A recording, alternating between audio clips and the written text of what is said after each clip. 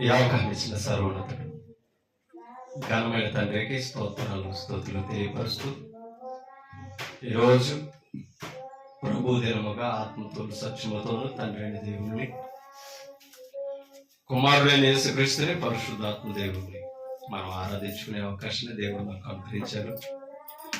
ఆరాధనకి చేయవచ్చిన నా సహోదరులు మీ అందరికీ ప్రభు అయిన యేసుక్రీస్తు పరిశుద్ధ నామమున హృదయపూర్వకంగా తెలియపరుస్తూ, అలాగే లైవ్లో కూడా ఆయా ప్రాంతాల్లో ఉంది దేవుని యొక్క వాక్యాన్ని ఎంతో శ్రద్ధగా వింటూ నేర్చుకుంటున్నా నా సహోదరులు మీ అందరికీ కూడా తాడికొరకు క్రీస్తు సంఘం నుంచి హృదయపూర్వకంగా తెలియపరుస్తున్నానండి.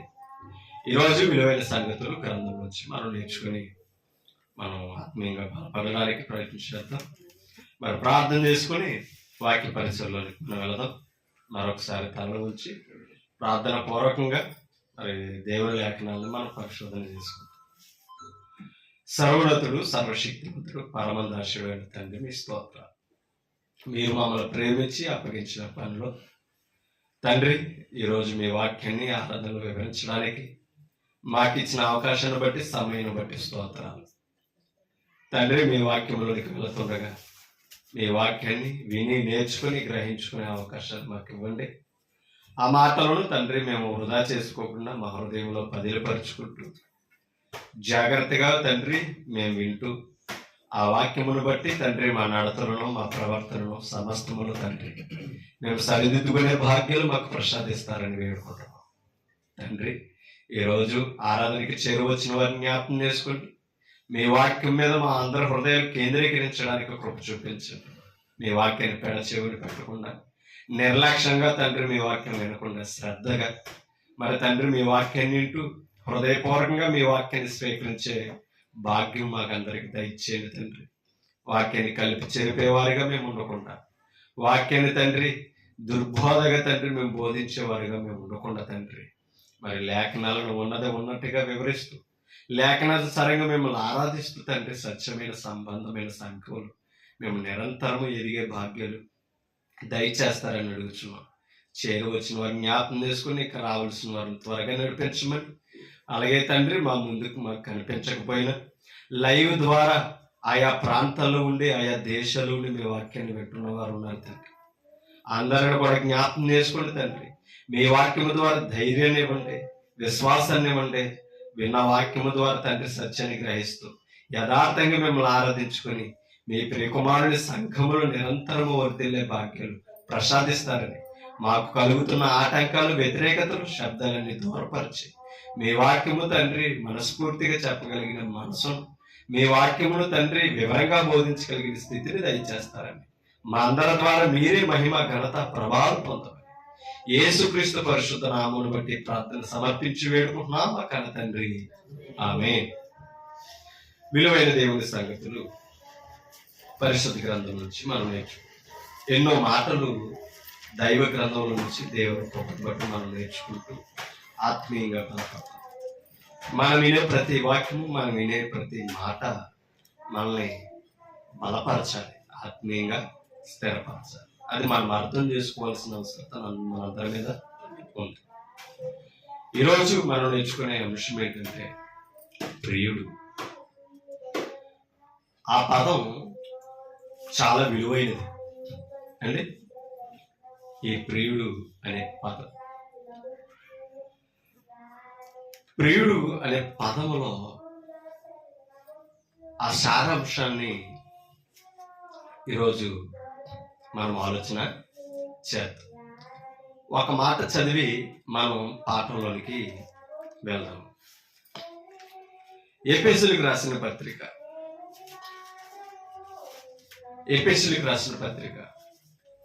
5వ అధ్యాయము 1వ వచనాన్ని ఒకసారి మనం పరిశీలన చేద్దాం.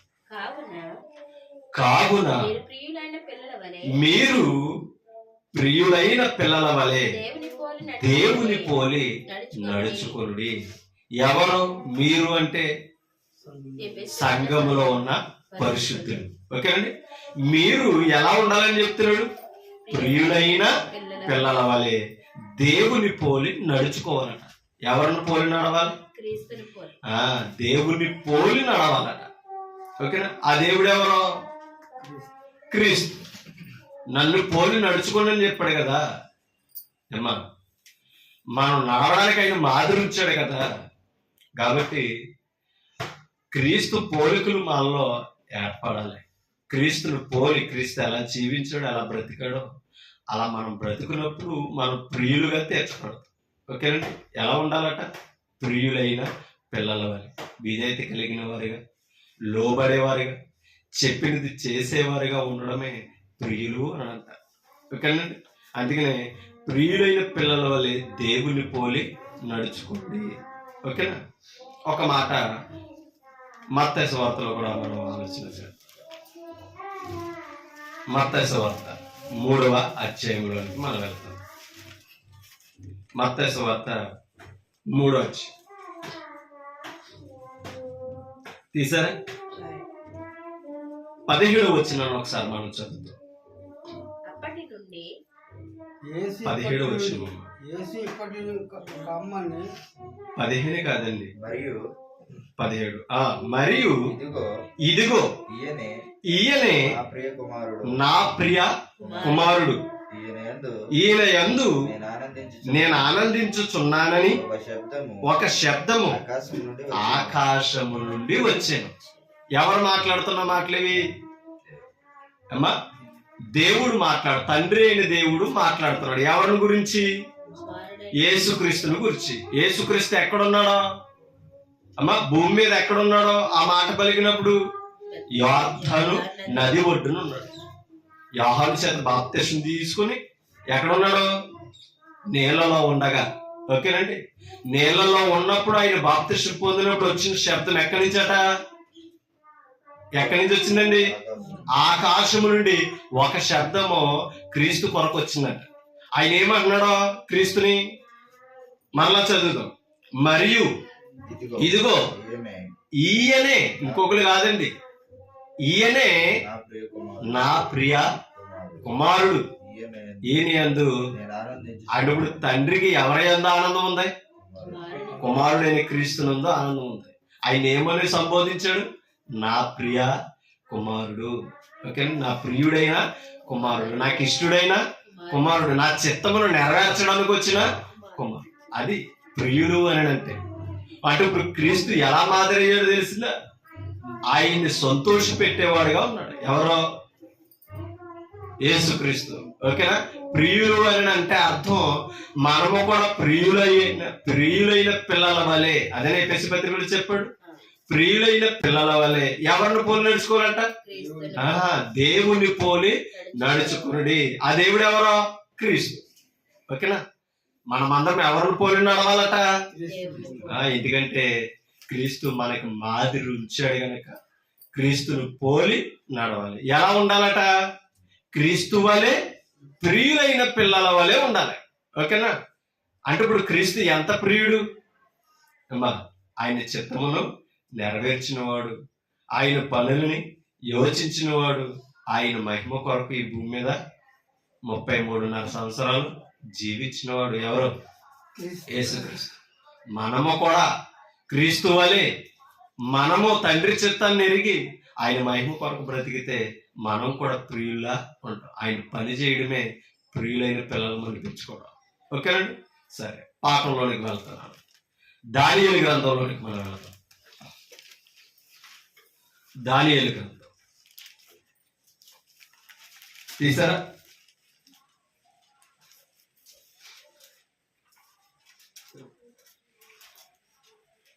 తొమ్మిదవ అధ్యాయం 23వ వచనాన్ని చదువుతాం. నీవు బహుప్రియుడువు గనుక నీవు విజ్ఞాపనము చేయ నారంభించినప్పుడు ఈ సంగతిని నీకు చెప్పుటకు వెళ్ళవలనని ఆజ్ఞ బయలుదేరెను. కావున ఈ సంగతిని తెలుసుకొని నీకు కలిగిన దర్శన భావను గ్రహించుము. మీకు అర్థమవుతుందా? ఇప్పుడు దేవునికి దానియేలు ఎలా ఉన్నాడట? బహుప్రియుడు. ఒక్కసారి మనకి ఇంకా అర్థం అవ్వాలంటే 20 నుంచి చదువుతాం.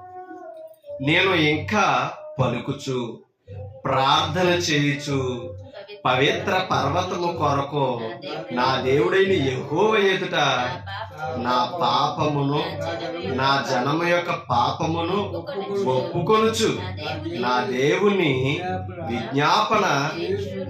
ఎంత అద్భుతమైన పదం అండి. దానియేలు ఏం చేస్తున్నాడంట? దేవునికి ఎలాగా? ప్రార్థనలో దేవునికి ఏం చేస్తున్నాడంట? విజ్ఞాపన.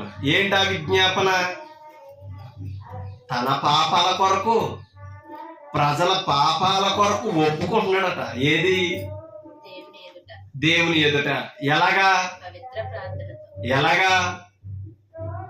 మా ప్రార్థనలో విజ్ఞాపనలు. అంటే ఇప్పుడు ప్రార్థన మనకి ఏం నేర్పుతుంది తెలుసా? విజ్ఞాపన చేయడం. ఎవరికే? తండ్రి అయిన దేవునికి. అంతేకాదు, ప్రార్థనలో కూడా మన పాపాలు ఒప్పుకునే అవకాశం ఉంది. ఉంటారు కదండి. ప్రార్థనలో కూడా మన తప్పులు క్షమించమనే అవకాశం దొరుకుతుంది. కాబట్టి ప్రార్థనలో మనం ఏం చేయకూడదు అంటే నిర్లక్ష్యం చేయకూడదు. తన పాపాల కొరకు, ప్రజల పాపాల కొరకు దేవునికి ఏం చేస్తున్నాడు దానియేలు? విజ్ఞాపన చేస్తున్నాడు. అందుకనే దేవునికి బహుప్రియుడయ్యాడు. 21 వచ్చి, నేను ఎలాగున మాటలాడుచు ప్రార్థన చేయుచుండగా. ఎవరు? దానియేలు ప్రార్థన చేయొచ్చు. ఎలా మాట్లాడుతున్నాడు? పైన చదువు. తన పాపములను, ప్రజల పాపములను ఒప్పుకున్నాడట. ఇలాగూ ప్రార్థన చేయుచుండగా మొదట నేను దర్శనమందు చూచిన అతి ప్రకాశమానుడైన గాబ్రియేలును ఆ మనుషుడు సాయంత్రపు బలి అర్పించు సమయమున నాకు కనబడి. ఎవరో? గాబ్రియేలుతో ఎవరిని ముట్టిందంట? గాబ్రియేలునే ఆ మనుషుడు అన్నారు. దానియేలుని ముట్టిందంట. ఎప్పుడు? బలర్పించే బలు సమయమున. ఓకేనా? ఇప్పుడు ఇతని ప్రార్థన ఎక్కడుందా అమ్మా? అక్కడ చెప్పాడు, పవిత్ర పర్వతం దగ్గర. మీకు అర్థమవుతుంది? అక్కడ ఉండి దేవునికి ఏం చేస్తున్నాడో? విజ్ఞాపన చేస్తూ బలి సిద్ధం చేస్తున్నాడు. అంటే నా పాపము కొరకు, ప్రజల పాపం కొరకు విజ్ఞాపన చేయొచ్చు, బలి అర్పించడానికి సిద్ధపడ్డాడు. ఎవరు? దానియేలు. అప్పుడు ఆ ప్రార్థనలో, ఆ విజ్ఞాపనలో ఎవరు ప్రత్యక్షమయ్యారట? దేవుని సముఖము నుండి గాబ్రియేలు దూత దర్శనంలో ప్రవేశించి ఎవరిని ముట్టిందట? అర్థమవుతుందా మాట? దానియేలుని ముట్టింది. నాకు కనబడి నన్ను ముట్టెను. 22 వచ్చును. అతడు నాతో మాట్లాడి ఆ సంగతి నాకు తెలియజేసి ఇట్లైనను, దానియేలు నీకు గ్రహింప శక్తి ఇచ్చుటకు నేను వచ్చి తిని కలభావాలు చెప్పడానికి. మీకు అర్థమవుతుందా? ఆ దర్శనాలను చెప్పడానికి, వాటిని వివరించడానికి ఎవరు వచ్చారట? గాబ్రియేలు దూత వచ్చింది. మీకు అర్థమవుతుందా? ఎవరికే? దేవునికి. ఎవరంట? అంతే. కాబట్టి గాబ్రియేలు దూత వచ్చేసింది ఎవరి దగ్గరికి? మీకు అర్థమవుతుందా? ఇదే గాబ్రియేలు దూత మరియ గర్భాన్ని ధరించే ముందు కూడా ప్రత్యక్షించింది. అంటే ఆయనకి ప్రియులుగా ఎవరైతే పవిత్రంగా బ్రతికారో, ఆయన మీద ఆనుకుని భక్తి ఎవరు చేశారో వారి దగ్గర ఎప్పుడు కూడా దూతల ద్వారా సమాచారం అందేదంట. అమ్మా అర్థమవుతుందా? ఈ రోజు మనం ప్రియులుగా ఉంటే వాక్యం ద్వారా ఆయన చిత్తం తెలుసుకునే అవకాశం మనకు. ఓకేనా? అందుకనే దూతే మాట్లాడతారు, నీవు బహు ప్రియుడు గనుక నీ విజ్ఞాపన. చూడదు, నీవు విజ్ఞాపన చేయని ఆరంభించినప్పుడు ఈ సంగతిని నీకు చెప్పుటకు వెళ్ళవలనని ఆజ్ఞ బయలుదేరును. ఎవరికే? గాబ్రియేలు దూతకి ఆజ్ఞ బయలుదేరును. కావున ఈ సంగతిని తెలుసుకుని నీకు కలిగిన దర్శన భావమును గ్రహించమని ఎవరు చెప్తున్నారు? గాబ్రియేలు దూత. మీకు అర్థమవుతుందా? అంటే ఇప్పుడు దానియేలు దేవునికి ఎలా ఉన్నాడట? బహుప్రియుడు. ఓకేనా? 10వ అధ్యాయంలో కూడా మనం 10వ అధ్యాయం 11 వచ్చినాను ఒకసారి చదివి.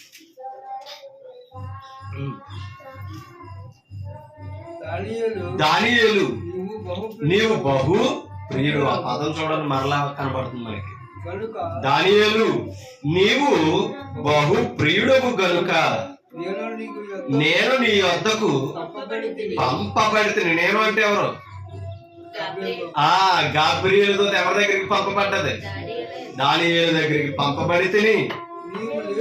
నీవు లేచి నిలువబడి నేను నీతో చెప్పు మాటలు తెలుసుకొనుమని అతడి మాటలు నాతో చెప్పగా నేను వణుకుచు నిలబడితిని. గాబ్రియేలు ఆ సంగతులు చెప్తుంటే ఏం చేస్తున్నాడట?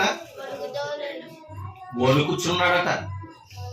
ఏమ్మా, ఎప్పుడు కూడా మనం దేవుని వాక్యం వింటున్నప్పుడు భయం కొట్టాలని మనలో అర్థమవుతుందా? ఎవరి మీద భయం? దేవుని భయం నేర్పించేదని గ్రంథం. దేవుని భయాన్ని నేర్చుకోవాలి. దేవుని మీద మనం ఆనుకోవాలండి. ఆ మాటలో దేవుని భయాన్ని నేర్పుతున్నాయి. ఎప్పుడైతే గాబ్రియేలు దూత తండ్రి చేత దానియేలు దగ్గరికి పంపబడ్డదో, దానియేలు వచ్చి ఆ దర్శనాలు గ్రహించినట్లుగా ఆ గాబ్రియేలు దూత చెప్తుంటే గాబ్రియేలు దూత మాటలకే వణికాడట. మీకు అర్థమవుతుందా?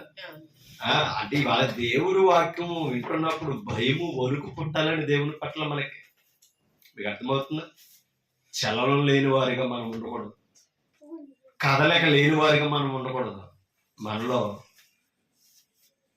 స్పర్శ రావాలి. మీకు అర్థమవుతుందా?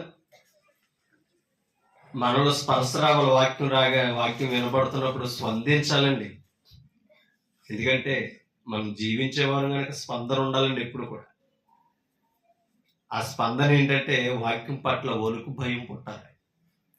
ఎందుకంటే ఆ భయం నేర్పించేదండి వాక్యం. తెలుసా? ఒకసారి 119వ కీర్తనలోకి వెళ్దాం చూడండి. 119వ కీర్తనలో ఒక మాట ఉంది. మళ్ళీ ఇది ముయ్యొద్దు, ఇక్కడికి వద్దాం. 119వ కీర్తన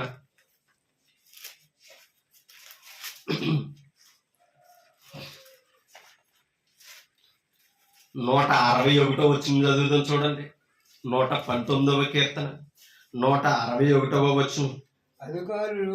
అధికారులు నిర్నిమిత్తముగా నన్ను తరుముదురు. దావీదు పలుకుతున్న మాటలేవి. అధికారులు నిర్నిమిత్తముగా నన్ను ఏం చేస్తున్నారో తరుముదురు. అయినను తరిమినను సరే, అయినను నీ వాక్య భయము నా హృదయములో నిలుచుచున్నది. ఎవరు భయం ఉన్నదంట? ఎవరు తరుముతున్నారు? అధికారులు. ఓకేనండి, అధికారులు తరుముతుంటే ఎవరు భయం ఉన్నదంట? ఆయనలో వాక్య భయం. అంటే దేవునికి భయపడడం అంటే దేనికి భయపడడం? ఈ రోజు దేవుని భయం వాక్యమై ఉంది మనం వచ్చిన.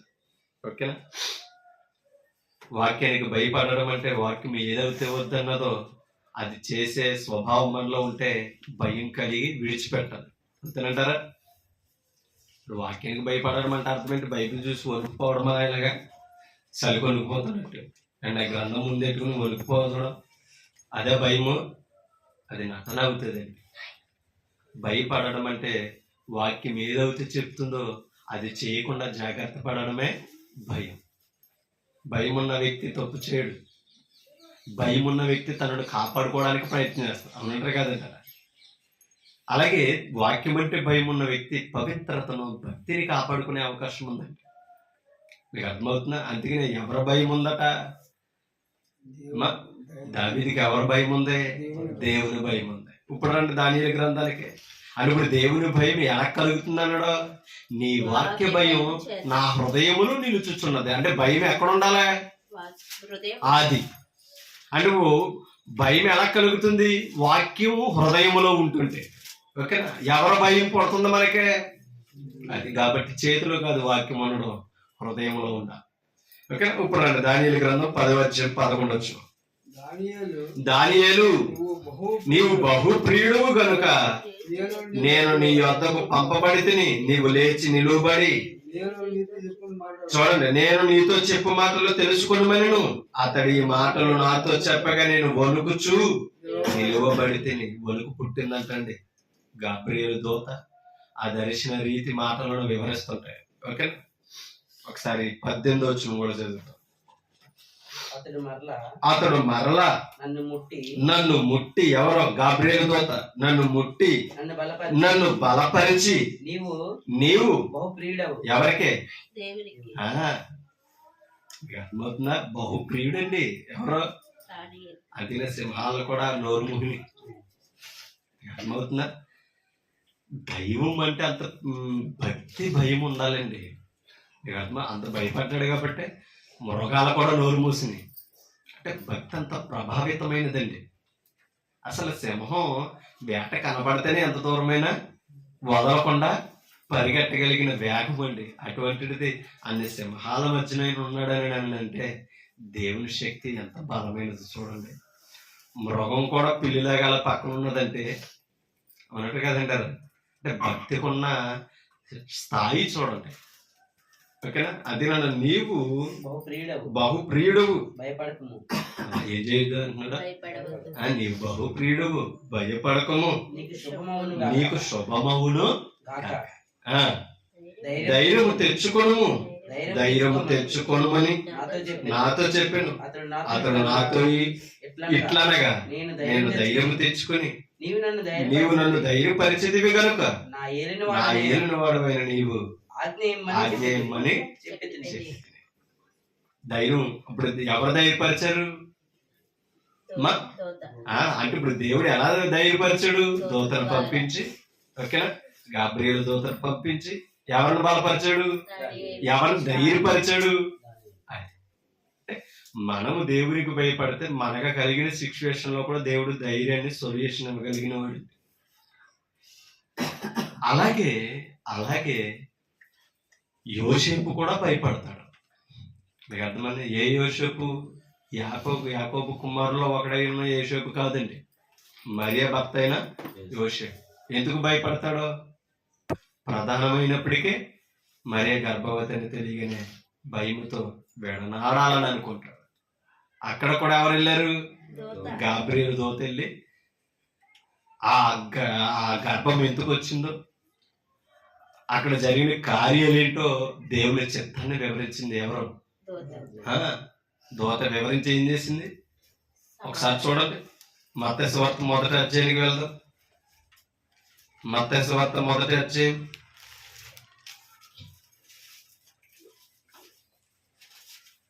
తీసారా? 19వ వచనం, 1వ అధ్యాయం 19వ వచనం. ఆమె అంటే ఎవరు? మరియా. ఓకే, ఆమె మరియా భర్త అయిన యోసేపు. ఆ స్వభావం చూడండి. యోసేపు ఎలాంటి వాడంట? అందుకు కాబట్టి మరియకి భర్తగా స్వీకరించబడ్డాడు ఆయన దేవుని ప్రణాళికలో. నీతిమంతుడయ్యుండి ఆమెను ఏం చేయకూడదు అనుకున్నాడట.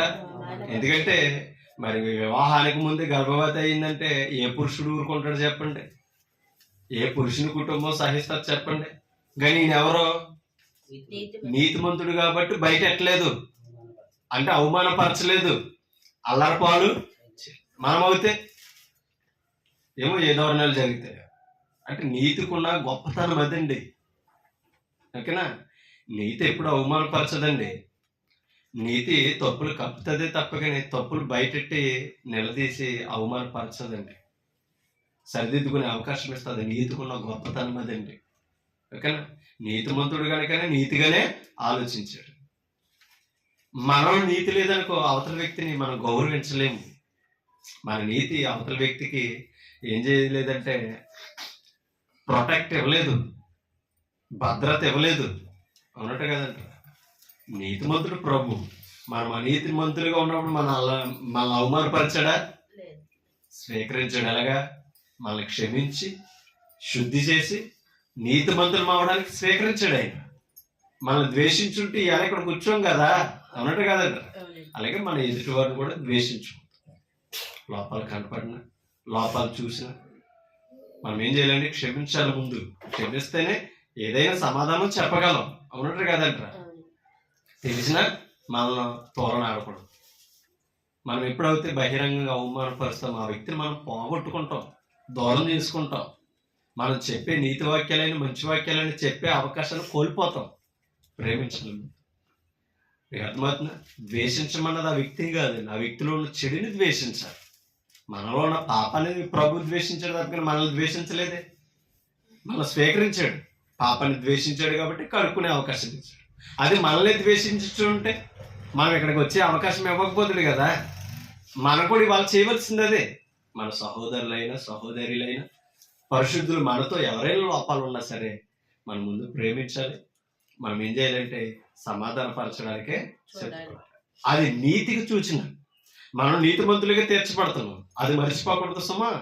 ఓకేనా? అందుకనే నీతిమంతుడై ఉండి అవమానపరచనొల్లక రహస్యముగా అంటే ఏమనుకున్నాడంటే సైలెంట్ గా నేను కామ్ అయిపోతాను, ఆవిడ జీవితం ఆవిడ చూసుకుంటుంది, నా జీవితం నేను చూసుకుంటానని నన్ను అనుకున్నాడేమో తప్ప కానీ అంతకు మించి ఎక్కువగా ఆలోచన చేయలేదు. అతడు ఏ సంగతులను గురించి మరియా గర్భవతి అవ్వింది, ఎలా అయ్యింది, ఓకేనా, ఇంకా ఎలాగోలాగిన మొత్తం మీద దూరం అవుదాం. ఆవిడ జీవితం ఆవిడ జీవిస్తుంది, నా జీవితం నేను జీవిస్తాను, కాముగా విడిపోదామా అని అనుకుని ఏం చేస్తున్నాడు ఇప్పుడు ఇతను? ఆలోచిస్తాడు. ఆలోచించుకొని చూడగా ఇదిగో ప్రభు దూత స్వప్నమందు ఎవరికి ప్రత్యక్షమైంది? యోసేపుకు ప్రత్యక్షమై దావీదు కుమారుడు అయిన, అదే దావీదు వంశంలో పుట్టిన వాడు అనమాట. ఎవరో యోసేపు. అది అన్నాడు, దావీదు కుమారుడు అయిన యోసేపు నీ భార్య అయిన మరియను చేర్చుకుంటకు. నిజంగా భయమే కదా, భయపడుతున్నాడు. ఓకేనా? ఇప్పుడు భయపడుతున్నాడు కాబట్టి చేర్చుకోవడానికి ఇబ్బంది కలిగి ఉన్నాడు కాబట్టి ఇప్పుడు దూత వచ్చి ఏం చెప్తుంది? నువ్వు భయపడొద్దు, స్వప్నంలో ఆయనకి ప్రత్యక్షమై యోసేపు నీ భార్య అయిన మరియను చేర్చుకున్నాడనుకో, భయపడకము, ఆమె గర్భము ధరించినది. ఎంత చక్కటి సమాధానం అండి. ఆమె గర్భవతి అన్నది నిజమే, కానీ ఎలా కలిగింది? మరొక వ్యక్తి వలన కలిగినది, పరిశుద్ధాత్మ వలన కలిగినది కనుక నువ్వు దీనికి భయపడవలసిన అవసరం లేదు, సందేశపడవలసిన అవసరం కూడా. అది ఎప్పుడు కూడా నీతుంటే దేవుని దగ్గర నుంచి సమాధానం జరుగుతుంది. ఓకేనా? అంటే ఇప్పుడు ఎవరిని బలపరిచింది? ఇప్పుడు యోసేపును దేవుని దూత వచ్చి బలపరిచింది. ఓకేనా? దేవుని దూత వచ్చి యోసేపుని ఏం చేసింది తెలుసండి? బలపరిచింది. అలాగే మనం ఎన్నో చిక్కుల్లో ఎన్నో పరిస్థితుల్లో ఉన్నాం, మళ్ళా బలపరిచేది ఏదంటే మీకు అర్థమవుతుందా? దేవుని దూత వచ్చి బలపరుస్తుంది. ఇప్పుడు దేవుని దూత ఎవరి మాటలు చెప్పింది? అంతే కదా, అవి దూత మాటలు కాదు, దేవునికి ప్రతినిధి.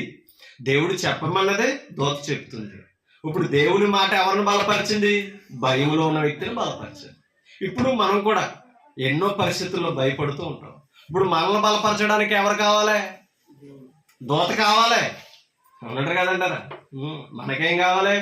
దూత కావాలి. ఎప్పుడైనా కనిపించిందండి స్వప్నంలో, దర్శనంలో కనిపించిందా?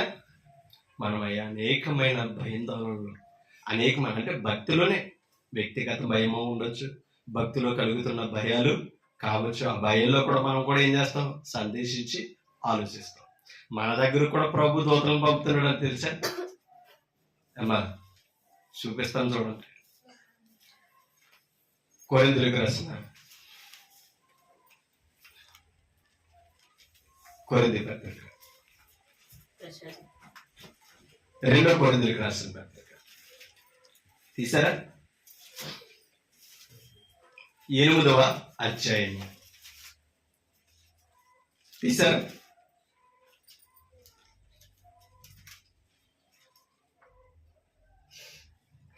23 వచ్చింది చదువుతాం. తీతు ఎవడని ఎవరైనా అడిగిన ఎడల సంఘములో కొరింథీ సంఘానికి పంపుతున్నాడండి తీతు. అక్కడ వారు తీతు ఎవడని అడిగిన ఎడల 2 కొరింథీ పత్రిక 8వ అధ్యాయం 23 వచనమండి. అతడు నా పాలివాడు. దేంట్లో పాలివాడు? సువార్తలో పాలివాడు, క్రీస్తు పనిలో పాలివాడు. అతడు నా పాలివాడును. ఎవరి విషయంలో? సంఘ విషయం, ఓకేనా? మీ విషయంలో అబ్బో సువార్తలో నాతో పాలివాడు, మీ విషయమై నా జత పనివాడు అనమాట, ఓకేనా? నా జత పనివాడునై ఉన్నాడని మన సహోదరులు ఎవరని అడిగిన ఎడల వారు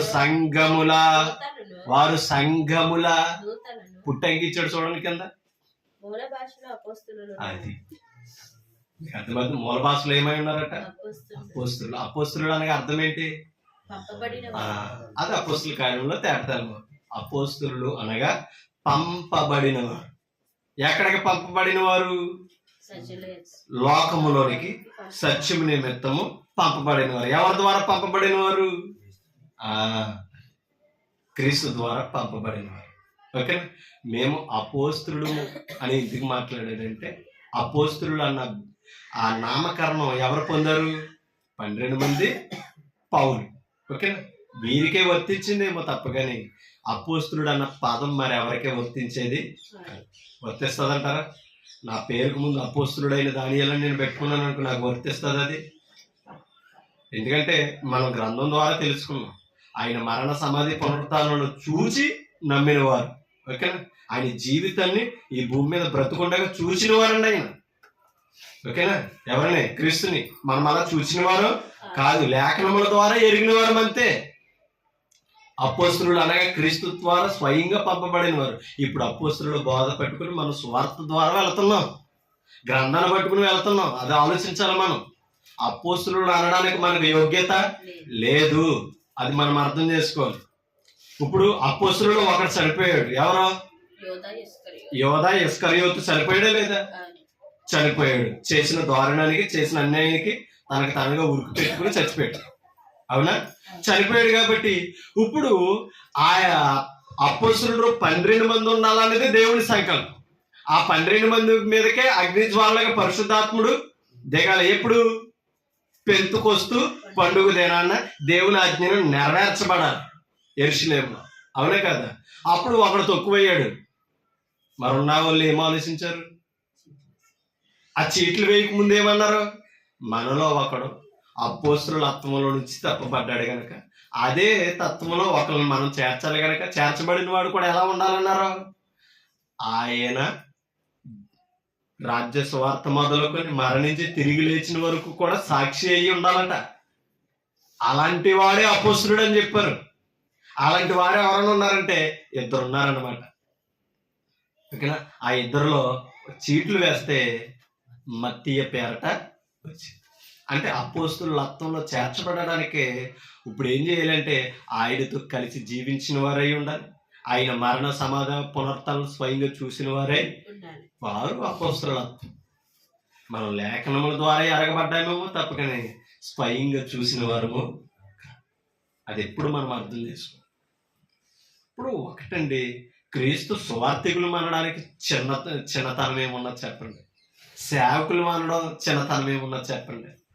ఆల బిరుదులు మనకు కావాలంటే ఏంటండి, అవునా కదా? ఇప్పుడు మనకి క్రైస్తవుడు అన్న నామకరణం ఇచ్చాడే లేదా? మరి ఆ పేరేం గొప్పది కాదా? దానిని బట్టి సిగ్గుపడొద్దని పేతురు గారు చెప్తున్నారు కదా పేతురు పత్రికలో, అవునే కదా? అంటే ఇప్పుడు ఆ పేరు ఎందుకు చిన్నగా కనబడుతుంది? అదే సువార్తకి సత్యానికి నేను సేవకుని చెప్పుకోవడానికి చిన్నతనం ఏముంది? బిరుదులన్నీ పెట్టుకుంటాం. ఆలోచించాలి. కాబట్టి మనం ఎప్పుడు కూడా గుర్తించాలి. అందుకనే పౌలు కొరింథీలో ఉన్న సంఘంతో చెప్తున్నాడు, వారు సంఘముల, వారు ఎవరైనా అడిగితే ఏమని చెప్పమన్నాడు? సంఘముల దూతలు. ఏ సంఘముల దూతలు? సంఘములు అని బహుగా ఇచ్చాడు కదా, ఏదో సంఘం కాదు. అప్పటికి వెలిచిన క్రీస్తు సంఘాలు ఎఫెసీలో ఉండొచ్చు, కొరింథీలో ఉండొచ్చు, గలతీలో ఉండొచ్చు, ఫిలిప్పీలో ఉండొచ్చు, కొలచిలో, రోమాలో ఉన్న సంఘాలన్నిటికి వీరు ఎవరంట? ఏ సంఘాలు అవి? అదే క్రీస్తు సంఘములని మీకు వందనాలు చెప్తున్నాయని బహుగా వచ్చిన వాడు ఎవరు? పౌలు. అంతే తప్పకని ఏదైనా క్రీస్తు సంఘమైన ఎక్కడ చెప్పలేదు. క్రీస్తు సంఘం అంటే క్రీస్తు నామం కలిగి ఉండాలి, సత్యమును ప్రకటించాలి, ఆత్మతో సత్యముతో ఆరాధన. ఆత్మతో సత్యముతో మేము ఆరాధిస్తున్నామని చెప్పడం కాదు, క్రొత్త నిబంధన లేఖనానుసారంగా ఆరాధన ఉండాలి. ధర్మశాస్త్రం ఏదైతే చేసిందో అది మరలా ఇప్పుడు క్రైస్తవులో జరగకూడదు. అవునా? క్రొత్త నిబంధన వచ్చి పాత నిబంధనలు ఏదైతే కొట్టేసిందో అది మన మధ్యన కనపడకూడదు. అది క్రొత్త నిబంధన ఆరాధన, అది ఆత్మతో సత్యముతో ఆరాధన. అవునట్టు కాదంటారా? ఆలోచించండి. కాబట్టి నచ్చినాయి కాబట్టి పాత నిబంధనలు వాయిద్యాలు తెచ్చి మనం పెడతాం. మరి పాత నిబంధనలో బలును అర్పిస్తారల్లో చెప్పండి, అర్పిస్తారా? అంటే నచ్చినవి తీసుకుని కొట్టివేయబడిన గ్రంథాన్ని ఇంకా నెరవేరుస్తున్నారు. నెరవేర్చిన దానిని ఏమో నిర్లక్ష్యం చేస్తారు. అది మనం ఎప్పుడు అర్థం చేసుకోవాలి. అందుకనే వారు సంఘముల దూతలు. ఇప్పుడు క్రీస్తుకు దూతలు ఎవరు చెప్పండి? ఓకే, అపోస్తులు. ఓకేనా? సంఘముల దూతలు. ఇప్పుడు అపోస్తుల ద్వారా కూడా సువార్తలో ప్రయాణించే వాళ్ళు ఎవరు చెప్పండి? ఇప్పుడు సువార్తికులు. వీరు కూడా ఎవరని చెప్తున్నాడు? అదే. అంటే ఇప్పుడు మేము ఎవరని తెలుసా? అంటే ఇప్పుడు భయందాలలో ఉన్నప్పుడు, సమస్యలు చిక్కుకున్నప్పుడు ధైర్యపరచడానికి క్రీస్తు ఎవరిని పంపుతున్నాడు చెప్పండి? దూతను పంపుతున్నాడు. ఏ దూతను? సువార్తికుడు అనే దూత. ఇప్పుడు అక్కడికి వెళ్ళి సువార్తను చెప్తుంటే, అక్కడికి వెళ్ళి సత్యాన్ని వివరిస్తుంటే ఆ దూత ఏమవ్వాలి? అక్కడ ఉన్న వ్యక్తి ఏమవ్వాలి? ఆ దూత ద్వారా బలపరచబడాలి, ధైర్యపరచబడాలి. అలా దానియేలు ధైర్యపరచబడ్డాడు. అవునా కదా? మళ్ళా ధైర్యపరచబడడానికి కూడా ఎవరి భయం ఉండాలని చెప్పాడు కీర్తనలో? వాక్య భయం. అవునా కదా? ఆ వాక్యానికి భయపడితే నా దూతలు స్వీకరిస్తారు. దానియేలు గబ్రియలు దూతను ఎందుకు స్వీకరించాడు? యోసేపు ఆ దూత మాట ఎందుకు అన్నాడు? దేవుని భయం ఎరిగినవారు. దేవుని భయం ఎలా ఎరిగినవారు? నీతిమంతులుగా ఉన్నారు. కాబట్టి ఎప్పుడు కూడా వాక్యాన్ని పట్టుకొచ్చేవారిని మనం ద్వేషిస్తున్నామంటే దేవుని భయం లేని వారు, రెండు నీతి లేకుండా బ్రతుకుతున్న వారు మన తేలుతుంది. అవునంటారు కదండి? కాబట్టి దేవుని నీతి మనకు ఉండాలి, దేవుని భయం మనకు ఉండాలి. ఒక స్వార్థికుడు క్రీస్తు పక్షంగా దూతగా ఉంచి మనల్ని బలపరుస్తున్నప్పుడు మనం బలం ఉండాలి తప్ప బలహీనము. అవునంటారు కదండి? అర్థమైంది. ఇప్పుడు స్వార్థికుడు దూత అనొచ్చలేదా అమ్మా? లేఖనాలు ఉన్నాయి. అంటే ఇప్పుడు క్రీస్తు దూతలు ఎవరనుకుంటున్నారు? సువార్థికులు. ఓకేనా? వారు ఎవరని అడిగిన ఎడల వారు సంఘముల దూతలను క్రీస్తు మహిమై ఉన్నారని నేను చెప్పుచున్నాను. సంఘముల దూతలు రెండు, ఒకటి సంఘముల దూతలు, రెండు క్రీస్తు మహిమ. ఓకే, క్రీస్తు ఎవరి మహిమ? దేవుని స్వరూపి. అవునా కదా? దేవుని స్వరూపి అయి ఉన్న క్రీస్తు మహిమ. అంటే ఇప్పుడు క్రీస్తులో ఎవరి మహిమ ఉంది? దేవుని మహిమ ఉంది. ఇప్పుడు సువార్థికుల్లో ఎవరి మహిమ ఉండాలి? కాదండి, సువార్థికుడు దూత. ఓకేనా? పాయింట్ అర్థమవుతుంది. సువార్థికుడు దూత. ఎవరి దూత? సంఘానికి దూత, సేవ చేసేవాడు అనమాట. ఎవరి పక్షంగా? సువార్తను అప్పగించిన క్రీస్తు పక్షంగా. ఓకేనా? ఇప్పుడు ఆ సంఘపు దూతగా పనిచేస్తే ఎవరి మహిమను కనపరచాలట? క్రీస్తు మహిమ. అంటే ఇప్పుడు క్రీస్తు మహిమ ఎవరు చెప్పండి? కాదండి, సువార్థికుడు. తండ్రి మహిమ క్రీస్తు, దేవుని స్వరూపి క్రీస్తు. క్రీస్తు స్వరూపాలు ఎవరట? సువార్థికులు, క్రైస్తవులు. అర్థమైనప్పుడు అంటే విశ్వాసులు, సువార్థికుడు ఎవరి మహిమ అనుకుంటున్నారు? క్రీస్తు మహిమ. ఇప్పుడు ఆ మహిమ ఎక్కడున్నది? సువార్త లేకుండా క్రీస్తు మహిమను వెల్లడి చేసే అవకాశం లేదు. కాబట్టి దేని కొరకు పనిచేస్తాం, ఎలా పనిచేస్తాం అనేది ఆలోచించుకోవాల్సిన అవసరత మన మీద ఉంది. ఓకేనా?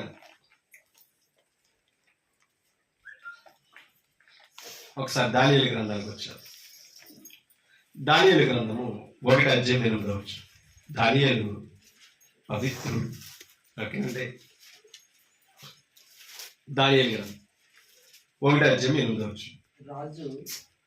రాజు భుజించు భోజనమును పానము చేయు ద్రాక్షరసమును పుచ్చుకొని తన్ను అపవిత్రపరచుకోకూడదని దానియేలు ఉద్దేశించాడంట. ఎందుకంటే వీరు బలవంతులు అవ్వాలి. ఓకేనా? రాజు దగ్గర, రాజు సైన్యంలో చేర్చబడాలి. రాజు స్వీకరించాలంటే కొంతమంది యవనులను పిలిచి అక్కడ ఆ సైనికుడికి అప్పగించాడట. ఎవరు? రాజు. ఇప్పుడు యవనస్తులు అందరూ బలంగా ఉండాలని రాజు భోజనం పెట్టేస్తున్నాడట. ఎవరు? రాజు. ఓకేనా? కానీ దానియేలు ఏమని ఉద్దేశించాడంట? రాజు భోజనం తింటే మేమేమవుతాం? అపవిత్రులు అవుతాం. అసలు రాజు భోజనం చేస్తే ఎలా ఉంటుందండి అమ్మా? రాజు విందు పెడితే, రాజు భోజనం పెడితే ఎలా ఉంటదంటారు? బలహీనమైన పెడతాడా? కానీ దానియేలుకి ఎలా ఉన్నది అది? అంటే అర్థం ఏంటి? వీరు యూదులు, ప్రతిదీ తినడానికే లేదు, దాంట్లో ఆయన పెట్టిన దాంట్లో నిషేధమైన ఉన్నవి కనుక స్వీకరించడానికే ఇష్టపడలేదు. ఇంకా చెప్పాలంటే వీరు శాకాహారులు. అవునా? శాకాహారులు. అందుకబట్టి మేము తినము. తింటే ఏమవుతాం అంటే ఇప్పుడు దానియేలు ఎవరు? అది పవిత్రతను కాపాడుకోవడానికి ప్రయత్నించారు. రాజభోజనమే, ఉన్నతమైన భోజనమే, కానీ నేను అపవిత్రుని అవుతాడేమో అనేసి తను పరీక్షించుకున్నాడంటే అదేంటి భక్తి. అలాగే ఇప్పుడు మనమెవరు? పవిత్రులు. ఎలా పవిత్రులమయ్యాం? బాప్తిస్మంలో క్రీస్తు రక్తంలో కడగబడి పాప క్షమాపణ పొంది మనం ఎవరమయ్యాం. ఇప్పుడు మనం ఏం చేయాలి? ఎక్కడ అపవిత్రత అంటుకుంటుందో అని భయపడాలి. ఓకేనా? పవిత్రతంగా ఉండడం కొరకు మనల్ని కాపాడుకోవాలి. ఇది మన ఉద్దేశం. ఓకేనా? అంటే మనం ఎప్పుడైతే పవిత్రులు మనం తెలుసుకున్నామో, అంగీకరించామో, మనల్ని మనం కాపాడుకోవడం మనకి చేతనవ్వాలండి. మీకు అర్థమవుతుందా? పవిత్రుడు ఎవడున్నాలే అని అనుకున్నప్పుడు మనల్ని మనం కూడా నిర్లక్ష్యం చేసుకుంటాం. ఇప్పుడు మనం ఏం చేయాలంటే భద్రంగా ఉండడానికి మనం జాగ్రత్త పడలేము. ఎవరో జోలేదు, మనం ఎవరు? అది మనకు రావాలి. నేను ఎవరిని? క్రీస్తు రక్తంలో కడగబడ్డాను, పరిశుద్ధునయ్యాను. నేను ఎవరిని? పవిత్రుడిని అని అన్నప్పుడు మనల్ని మనం ఎలా కాపాడుకోవాలో మనకు అర్థమవుతుంది. ఎవడున్నాడు అన్నాడు అనుకో, ఆఖరికి మనల్ని కూడా మనం ఏం చేసుకున్నాం? నిర్లక్ష్యతగా నడిపించు. ఓకేనా? నేను పవిత్రుని అని అనుకున్నాడు కాబట్టి దానియేలు అపవిత్రత అంటుకోకుండా కాపాడతాడు. అవునా? ఆఖరికి దానియేలు కానీ, షడ్రకు, మేషకు, అబేద్నెగో కానీ ఏం చేయలేదు? రాజు భోజనం చేయలేదు. తినకపోయిన వారు ఎలా ఉన్నారట? ఆ రాజ్యంలో రాజు భోజనం చేసిన వారికంటే వారు మొఖములో తేజస్సు, తేటగా ఉన్నాయి, బలవంతులుగా ఉన్నారట. రాజు ఆశ్చర్యపోయాడట. మీకు అర్థమవుతుందా? కాబట్టి ఎప్పుడు కూడా మనం అర్థం చేసుకోవాలి. అందరిలో మనం ఉండాలని అనుకోకూడదండి. మనం పవిత్రపరచబడిన వారు. కొన్ని చోట్ల ఎలా ప్రవర్తించాలో మనం గమనించుకోవాల్సిన అవసరత ఉంది. అందుకనే పౌలు అంటాడు, అన్ని చేయదగినవి కావు, అన్ని వినదగినవి కావు, అన్ని చూడదగినవి కావు, అన్ని మాట్లాడదగినవి కావు. అవేవో మనం తెలుసుకుని వ్యవహరించాలి. ఓకేనండి? సరే, ఒక మాట మీకు చూపిస్తాను. నిర్గమకాండము 34:15. నిర్గమకాండము 34:15.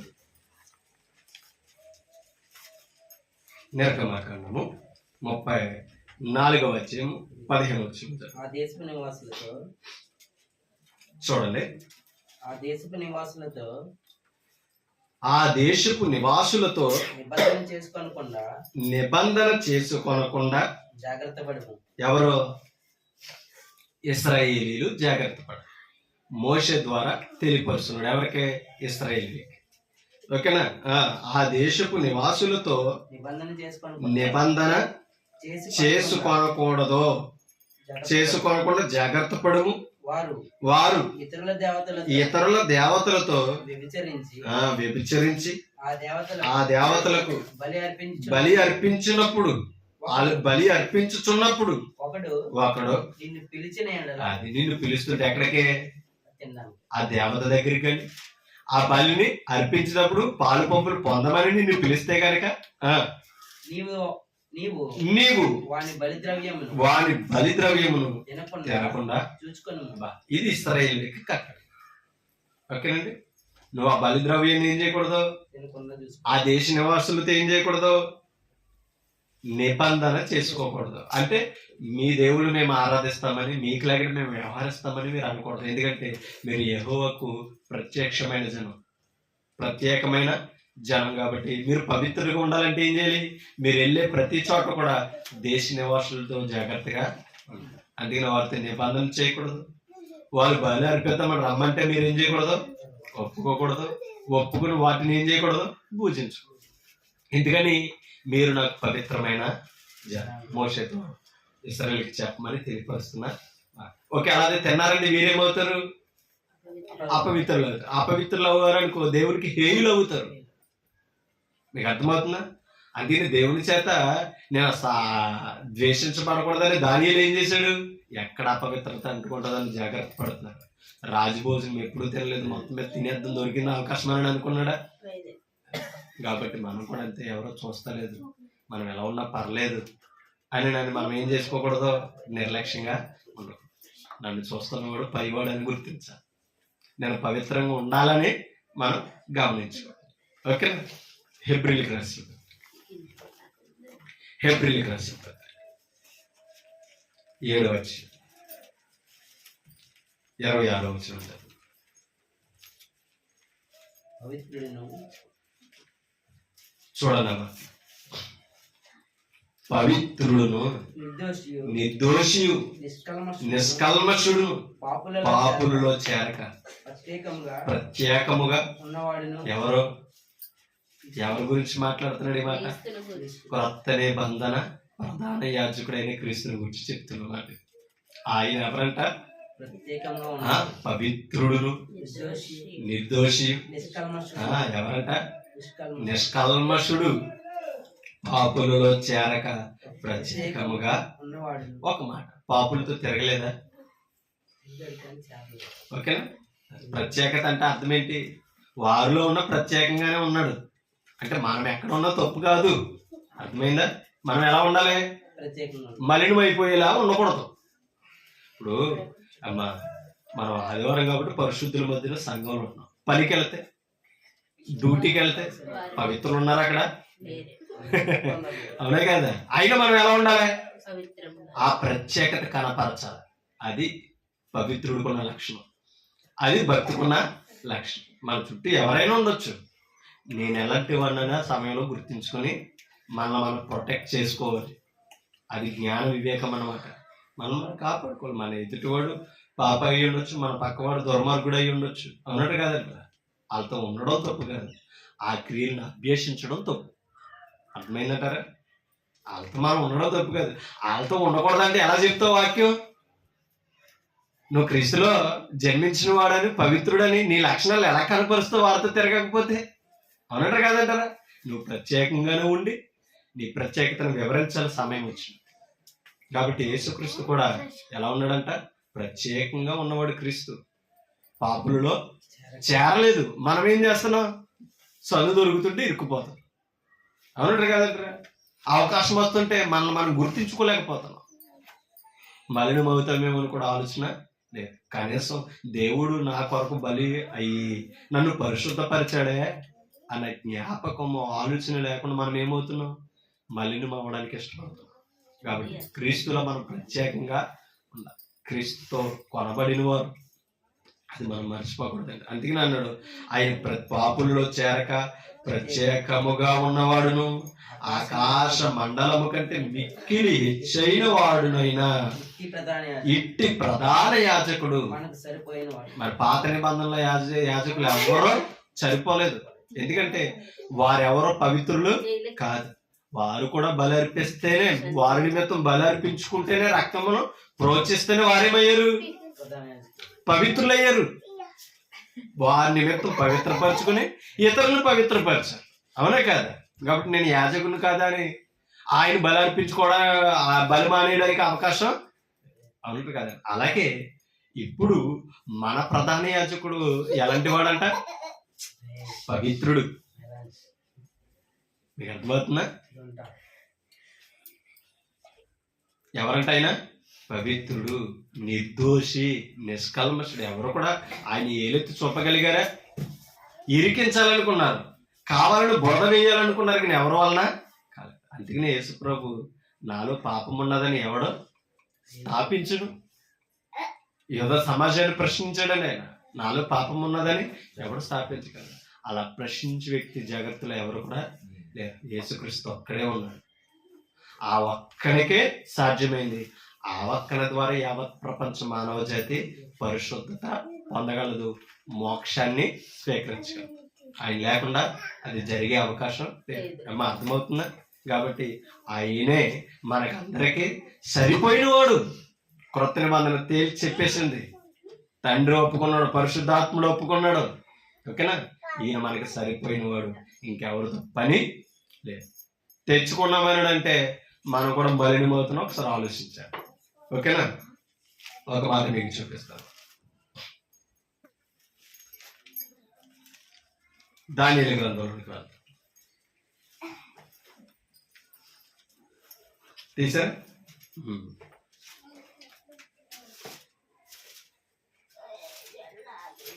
దానియేలు గ్రంథం 6వ అధ్యాయం 22 వచ్చింది. దానియేలు గ్రంథం 6వ అధ్యాయం 22 వచ్చింది. నేను నా దేవుని దృష్టికి నా దేవుడి దృష్టికి నిర్దోషినిగా కనబడితిని గనుక ఆయన ఎవరిని పంపించాడంట? తన దూత నంపించి సింహములు నాకు ఏ హానియు చేయకుండా వాటి నోళ్ళు ముయ్యించెను. రాజా, నీ దృష్టికి నేను నేరము చేసిన వాడును కాను గదా. ఎవరంటున్నారండి? దానియేలు రాజుతో చెప్తుంది. మీకు అర్థమవుతుందా? దేవునికి ఎలా కనిపించాడంటే దానియేలు, నేను నా దేవుడి దృష్టికి నిర్దోషినిగా, మీకు అర్థమవుతుందా? నిర్దోషినిగా కనిపించాడు కాబట్టి దోషులు నేరం వేసినా తప్పించాడు. మీకు అర్థమవుతుందా? కాబట్టి మనం నిర్దోషులుగా ఉంటే గనక మనం రక్షించుకునే అవకాశం ప్రొటెక్ట్ దేవుడు ఇస్తాడు. ఎంత కఠినమైన చర్య ఉన్నా అమ్మా, ఆ సింహాలు బోనులో వేయబడినా సరే దానియేలు ఏమయ్యాడు? రక్షింపబడ్డాడా లేదా? కాబట్టి దానియేలు పవిత్రత కలిగినవాడు, నిర్దోషత్వము కలిగినవాడు, దేవుడంటే భయము ఉన్నవాడు. కాబట్టి అందుకనన్నాడు, నీ దృష్టికి నేను ఎలా ఉన్నాను అంటున్నాడు. రాజా, నీ దృష్టికి నేను నేరము చేసిన వాడు కాను కదా. దీనిని బట్టి నువ్వు గమనించగలవా? కాబట్టి నేరం చేయకపోయిన మోపున, అందుకనే మీ మీద చెడ్డ మాటలు పలుకున్నప్పుడల్లా మీరు సంతోషించి ఆనందించండి, మీరు ధన్యులు అన్నాడు మత్తయి సువార్తలో యేసుక్రీస్తు వారు. కాబట్టి మనం దుఃఖపడి ఎదురాడి పోరాడవలసిన పనేమి? ఒకవేళ అన్యాయంగా మన మీద నేరం వేసిన దాన్ని సహిస్తే దానికి ఒక సమయం ఉంది. దాన్ని నిరూపించగలిగిన వాడు ఎవరో? దేవుడు. అప్పుడు దాకా ఎదురు చూడాలి. అలా ఎదురు చూశాడు దానియేలు. నిరూపింపబడ్డా లేదా? అర్థమవుతుందా? ఆ క్రూర మృగాలు కూడా తినకుండా వాటి నోళ్ళు మూయించి దానియేలుని కాపాడాడు. ఎందుకని? నేను నా దేవునికి ఎలా కనిపించాను? నిర్దోషినిగా కనిపించాను. ఈ దోషం నాలో లేదు కాబట్టి, నేను అపవిత్రతగా బ్రతకలేదు కాబట్టి నన్ను నేనేం చేసుకున్నాను? కాపాడుకోగలిగాను. నన్ను దానియేలు ఏమంటున్నాడంటే తన్ను సంరక్షించుకున్నాడు. ఓకేనా? అందుకనే ఇందాక ఎబ్రిలో చదువు, ఆయన నీతిమంతుడు, పరిశుద్ధుడు, నిర్దోషి. ఓకేనా? అటువంటి నిర్దోషత్వం మనం కాపాడుకోవాలండి. ఎవరి మీద ఎవరైనా మనలో దోషమని చెప్పొచ్చు, కానీ చేశారు కదా, నిందేశారు కదని మనకున్న పవిత్రతను, యథార్థతను మనం పాడు చేసుకోవడానికే మనసు పెట్టకూడదు. అది అర్థం చేసుకోవాలి. ఓకేనా?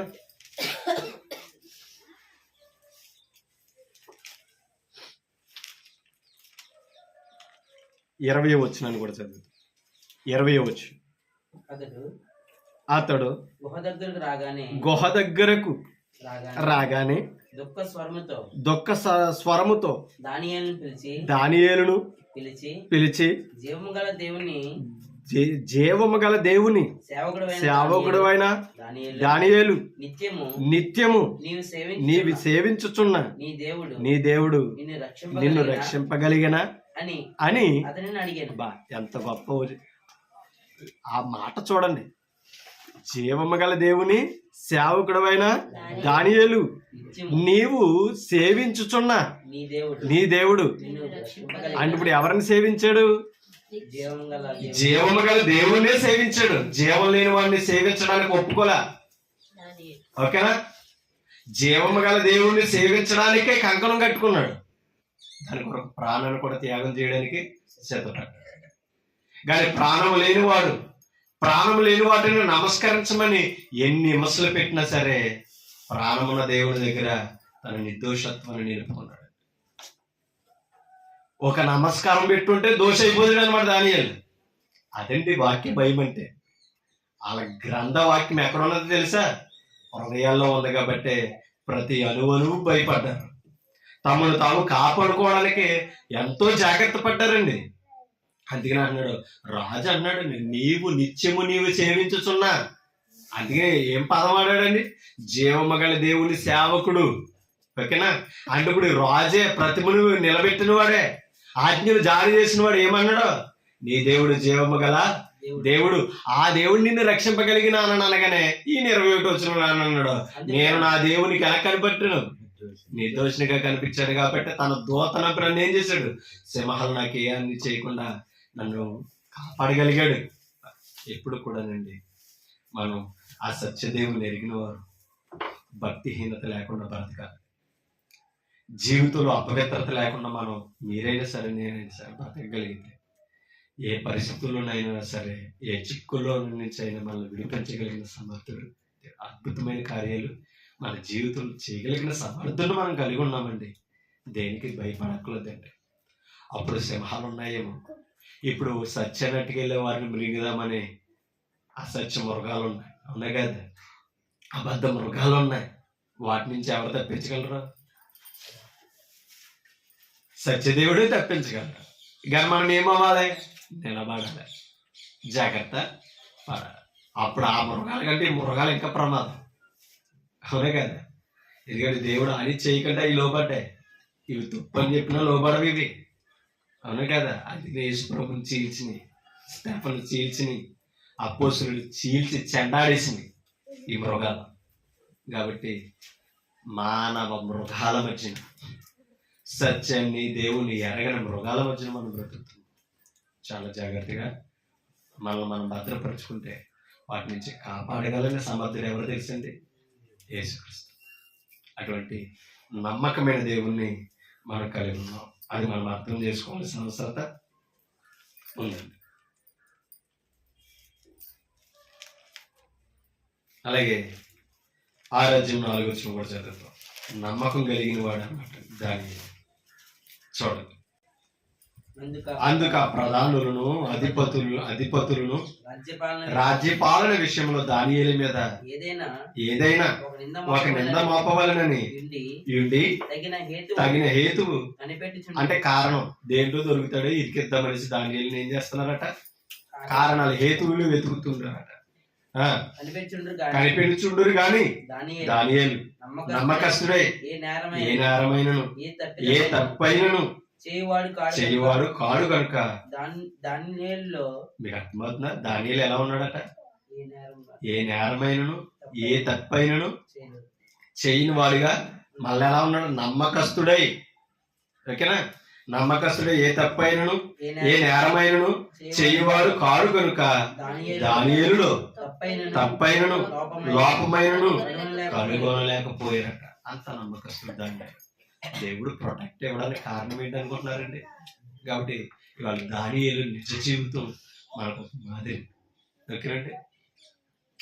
దానియేలు నిజ జీవితం మనకు ఒక మాదిరి. కాబట్టి మనము కూడా పరిస్థితుల్లో నిలబడాలి తప్పగిన నమ్మకత్వాన్ని కోల్పోకూడదు. ఓకేనా? అవసరత కొరకు అవినీతిని మనము అనుసరించకూడదు, కక్కుర్తి పడకూడదు. అలా కక్కుర్తి పడలేదు కాబట్టి నమ్మకంగా ఉన్నాడు. తప్పు లేదు, లోపం లేదు కాబట్టి ఎవరొకడు ఇరికించలేకపోయారు దాన్ని. మనం కూడా అలాగే ఉండాలి. మన బిహేవియర్ బాగోవాలి. మన తోటివారి దగ్గర, మన కుటుంబస్తుల దగ్గర మన బిహేవియర్ బాగున్నది అనుకోండి, మన మీద ఎవరు తప్పేరు, ఎవరో నిందేయడానికి సరిపో. ఓకేనండి? అంత నమ్మకస్తుడైన వాడు ఎవరో దానియేలు. ఏప్రిల్కి రాసిన పత్రిక 3 తీసారు.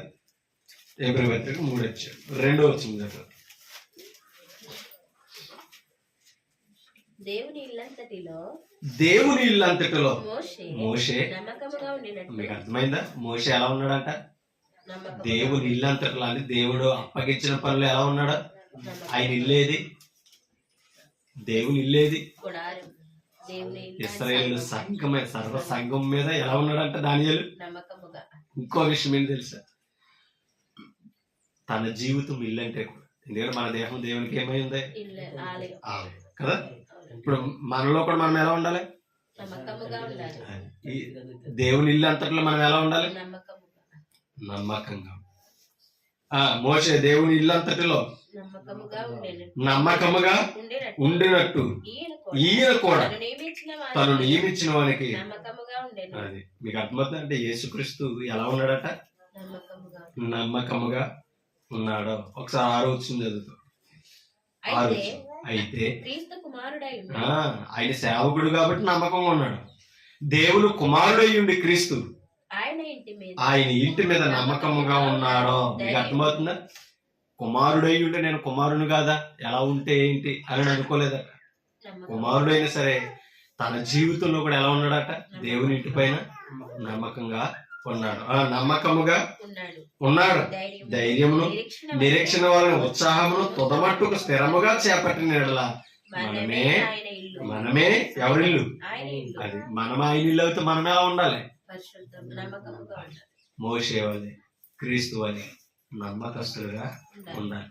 నేరం మోపబడేవారిగా, ప్రజలే నేరం మోపలేదంటే దేవుని ఎదుట కూడా నమ్మకంగా ఉండాలి. అందుకనే అమ్మా దేవుని ఎదుట సిగ్గుపడనక్కర్లేని పనివారిగా మనము సత్యవాక్యమును సరిగా ఉపదేశించేవారిగా ఉండడానికే ప్రయత్నం చేయాలి. అర్థమవుతుందా అమ్మా? నమ్మకస్తుడు ఎవరు?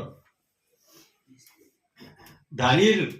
అలాగే మోషే నమ్మకంగా ఉన్నాడు, క్రీస్తు నమ్మకంగా ఉన్నాడు. ఇప్పుడు మనల్ని ఏం చేయమన్నాడు? క్రీస్తు వల్లే పరిశుద్ధుల వల్లే మనం కూడా నమ్మకంగా మనకు అప్పగించిన పనులు దేవుని ఇంటి పైన నమ్మకంగా ఉండాలి.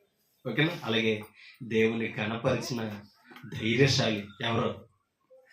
దానియేలు. ఒక పదం మీకు చూపించి ముగింపు వైపు నేను వెళ్తున్నాను. దానియేలు గ్రంథం 5వ అధ్యాయం 17వ వచనం. దానియేలు గ్రంథం 5వ అధ్యాయం 17వ వచనం. దానియేలు గ్రంథం 5వ అధ్యాయం 17వ వచనం. అందుకు దానియేలు ఇట్లను నీ దానములు నీ యొద్ద నుంచుకునము, నీ బహుమానములు మరి ఎవరికైనా ఇమ్ము. అయితే నేను ఈ వ్రాతను చదివి దాని భావమును రాజునకు తెలియజెప్పేదను. ఎలా ఉన్నాడు? దేవుని కనపరచక రాజు ఇచ్చే లంచాలకే ఆశపడినవాడు కాదు. ఎందుకంటే ఆ రాజు తన ప్రజలు దేవుని సన్నిధిలో ఉన్న పాత్రలో మధ్య వేసుకుని తాగుతున్నారండి. ఓకేనా? ఆ రాజు సింహాసనం వెనకాల గోడ మీద ఓ చేవు రాత పూత మీద రాయబడ్డది. ఆ వ్రాత అర్థం కాలేదు. ఆ వ్రాతను దాని వివరణను వివరించడానికి దానియేలు ఒక్కడే ఉన్నాడంటే పిలిచాడు. నువ్వు అది వివరించగలిగితే బహుమతులు ఇగో అని అన్నాడంటే నీ బహుమతులు ఎవరికైనా ఇచ్చే, నీ కానుకలు అన్ని నీ దగ్గర పెట్టుకో, కానీ ఆ వ్రాత చదివి నీకు వివరిస్తాను అన్నాడు. భయం వేసిందండి. అంటే అర్థమైంది తెలుసా? నీ రాజ్యమును నీ అధికారం లెక్క చూసేవాడు, అయిపోయింది నీ జీవితం అన్నాడు. అంతే దాన్ని. కాబట్టి రాజైనా సరే మరొకరైనా సరే నమ్మకం లేకపోతే విడిచిపెట్టిన వాడు దేవుడు కాదు. నమ్మకమైన దేవుణ్ణి కనపరిచిన వాడు దానియేలు ధైర్యశాలి అన్నమాట. ఒక పదం మీకు చూపారు. 20వ వచనం చదువు. 20వ వచనం. అయితే అతను మనసున అతిశయించి బలాత్కారం చేయుటకు అతని హృదయమును కఠినము చేసుకుని చేసి దేవుడు చూడండి అతని ఘనతను పోగొట్టను. నువ్వు నీ హృదయం ఏం చేసావు? కఠినపరుచుకున్నావు కాబట్టి నీ ఘనతను ఏం చేశాడు? దేవుడు పోగొట్టను అని చెప్తుంది. 29 వచ్చు, 29 వచ్చు, 28, 29 వచ్చు కలిసి. బెల్షస్సరు ఆజ్ఞేయిగా వారు దానియేలునకు ఓదారంగు వస్త్రమును తొడిగించి అతని మెడను బంగారపు హారం వేసి ప్రభుత్వము చేయుటలో నతడు 3వ అధికారి అని చాటించాడంటే ఈ వివరించాడు. ధైర్యశాలి అండి. ఓకేనా? ఇంకో పదాన్ని మీకు చూపిస్తాను చూడండి. యెహెజ్కేలు గ్రంథం 14 వచ్చిన చదువు. 14 వచ్చిన నావాహును దానియేలును యోబును ఈ ముగ్గురు అట్టి దేశములో ఉండినను తమ నీతి చేత తమ్మును మాత్రమే రక్షించుకుందురు. అంటే విశ్వాసఘాతకమైన దేశంలో వారిని వారు రక్షించుకున్నారండి. మీకు అర్థమవుతుందా? దానియేలు ఉన్న దేశం విశ్వాసఘాతకమైనది, యోబు ఉన్న స్థానం కూడా విశ్వాసఘాతకమైనది. ఓకేనా? అలాగే అక్కడ నోవాహు, అక్కడ నోవాహు కాలంలో కూడా ఎవరున్నారు? విశ్వాసఘాతకులు ఉన్నారు. కానీ తమ్మును తాము ఎలా రక్షించుకున్నారంట? నీతిమంతుడు. ఓకేనా? అది మనం అర్థం చేసుకోవాలి. తమ నీతి తమ్మనే కాపాడుకున్నారు తప్ప కానీ ఎవరు వారిని కాపాడలేరు. కాబట్టి ఈరోజు మనకున్న ఈ ప్రాంతంలో మన చుట్టూ ఎలాంటి వారు ఉన్నా మన నీతే మనల్ని కాపాడుతుంది తప్ప కానీ పక్క వారి నీతి మనల్ని కాపాడు. మన నీతి మన కుటుంబాన్ని రక్షించలేదు. అంటే ఆ నీతిని బోధిస్తే రక్షింపబడతాదేమో తప్ప కానీ నీతిని కలిగి నేను జీవిస్తే ఆ నీతి బిడ్డల మీద ప్రభావితం చేయదండి, మాదిరి అవుతుందేమో తప్ప. కాబట్టి ఎవరి నీతి వారినే రక్షిస్తారు. అందుకని అన్నాడు, అట్టి దేశంలో నోవాహును, దానియేలును, యోబును ఈ ముగ్గురు అట్టి దేశంలో నుండి నన్ను వారు తమ నీతి చేత తమ్మును మాత్రమే రక్షించుకొందురు. ఇదే ప్రభువు యెహోవా. మన నీతిగా ఉంటే మనల్ని మనం రక్షించాలి. నీతి మరణం నుండి రక్షిస్తుందని సామెతల గ్రంథంలో చెప్తారు. 20 వచ్చిన చదువుకుని మనం ముగించుకుంటాం. నోవాహును, దానియేలు, యోబును ఈ ముగ్గురు దానిలోనూ నా జీవముతో వారు తమ నీతి చేత తమ్మును మాత్రమే రక్షించుకొందురు గాని కుమారునైనను కుమార్తెనైనను రక్షింపజాలకుందురు. అర్థమైందా?